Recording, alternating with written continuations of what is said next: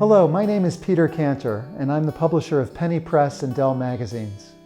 And today I'm very pleased to be sitting with Mr. Will Shortz, who is the world's most famous and accomplished puzzle editor. How would you say crossword puzzles have changed over the past 100 years? Man, crosswords have changed so much. In the early days, they were just, they were simple Simon affairs. There were no themes. The grid would be simple vocabulary, and phrases and names weren't allowed. They had to be just words from the dictionary, and the clues would be the definitions from the dictionary. So if the answer was tree, the clue would probably be woody plant. And if the answer was cat, the clue would be feline. Well, the first crossword, after the puzzle, first crossword appeared in 1913, and it became a craze in the 1920s. Those were simple puzzles, but people got tired of the straightforward puzzles fairly soon, so puzzles started to have more difficult vocabulary.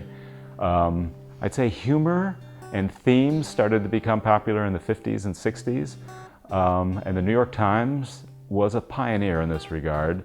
The Times crossword had an intellectual rigor that you didn't get in most other places. Margaret Farrer, the first New York Times crossword editor from 1942 to 69, had a lot to do with making the puzzles more sophisticated. She was succeeded by Will Wing as crossword editor. He was at the paper for 7 years. Will had a great sense of humor, and he would choose themes or sometimes write clues that would actually make you laugh out loud. He, I think, helped make the crossword, bring it into the modern age. He was succeeded by Eugene T. Mileska, who was at the paper for 16 and a half years, and I'd say the wordplay and the themes became more sophisticated under him.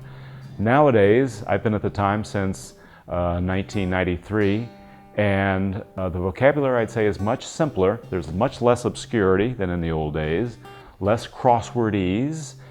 Used to see a lot of words, like erne, E-R-N-E, which is a sea eagle, and an anoa, A-N-O-A, it's an ox in this Indonesian island of Celebes. You'd see words like this all the time in crosswords. Nowadays, you don't see them very much. It's vocabulary that you know, and if the puzzle is hard, it's hard more from the cluing, the challenge of the clues. There's a lot of trickery and deception now, and wordplay in the themes. It's those things that make puzzles challenging now. Right.